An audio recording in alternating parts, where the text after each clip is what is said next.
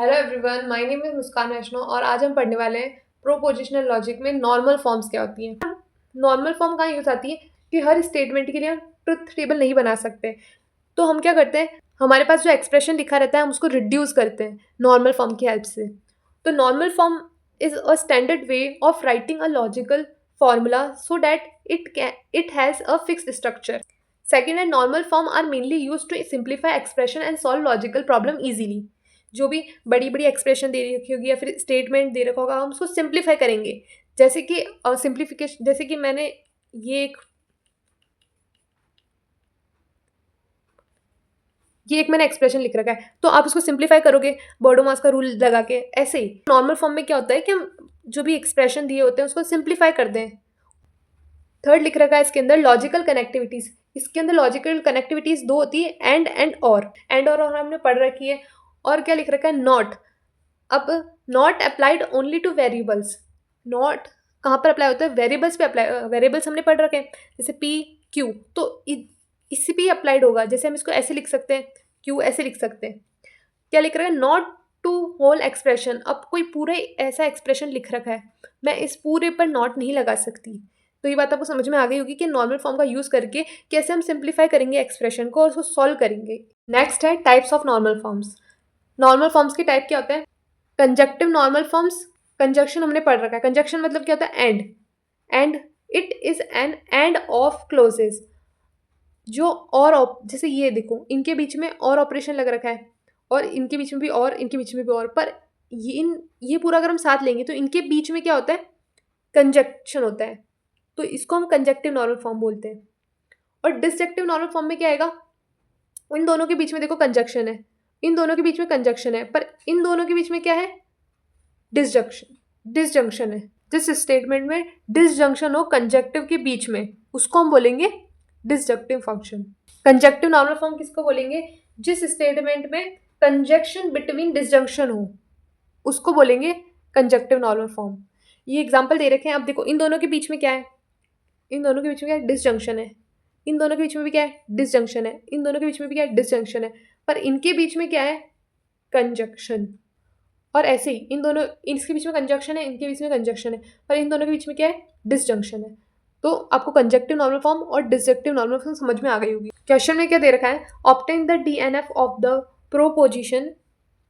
आपको ये एक्सप्रेशन दे रखा है, इसको आपको किस में कन्वर्ट करना है, डीएनएफ में।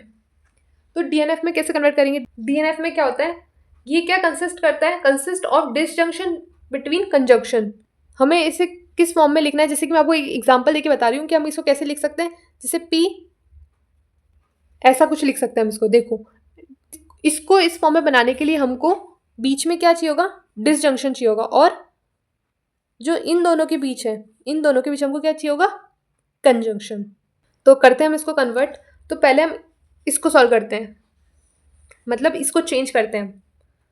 तो हम P कंडीशनल Q, इसको हम P कंडीशनल Q या फिर P इम्प्लाइज Q भी बोल सकते हैं। तो हम इसको कैसे पहले कन्वर्ट करेंगे, तो हम इसको कैसे लिख सकते हैं, ये इक्विवेलेंट होता है, किसके होता है, नॉट P, और ये क्या हो गया, ये किसका साइन है, और का या फिर डिसजंक्शन का Q।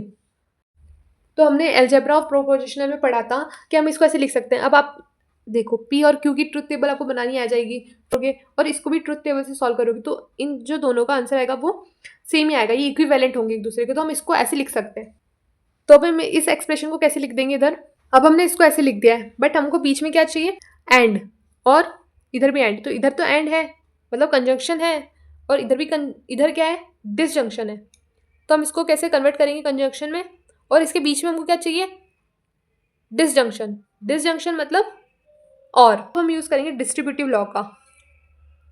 तो हमने इसको डिस्ट्रीब्यूटिव लॉ की मदद से ऐसे लिख दिया है। अगर आप यहाँ तक आ चुके हो तो आपने डिस्ट्रीब्यूटिव लॉ पढ़ा होगा, और पर फिर भी मैं आपको एक बार यहाँ पे बता देती हूँ। अगर देखो मैं इसको इसके साथ लिखूंगी, इनके बीच में कौन सा साइन है, ये एंड का साइन है, तो मैंने इसके बीच में एंड लगा दिया। और फिर इसके बीच में कौन सा है, और का, और लगा दिया। और फिर मैंने क्यू को एंड लगा के इनके साथ लिख दिया। ये डिस्ट्रीब्यूटिव लॉ है। जब हमने इसकी अलजेब्रा पढ़ी थी तब हमने डिस्ट्रीब्यूटिव लॉ भी पढ़ा था, और ये बहुत ईजी है तो आपको समझ में आ गया होगा। अब देखो ये जो दोनों हैं, इन दोनों को हम कैसे लिख सकते हैं, ऐसे ही लिख सकते हैं। और फिर ये और Q, और ये साइन हमने लगा दिया। और उसके बाद में हम ये Q और इस Q को, इस और इस Q को हम कैसे लिख सकते हैं? Q and not P। तो अब देखो क्या ये इस फॉर्मेट में है ना, तो हमने इस प्रोपोजिशन को DNF में चेंज कर दिया है। अब अगर आपको वीडियो पसंद आई तो आपको क्या करना है, चैनल को सब्सक्राइब कर लेना है फॉर आने वाली नेक्स्ट वीडियोस के लिए, for latest update, and video को लाइक करना ना भूलें। स्टे ट्यून, मिलते हैं नेक्स्ट वीडियो के साथ में।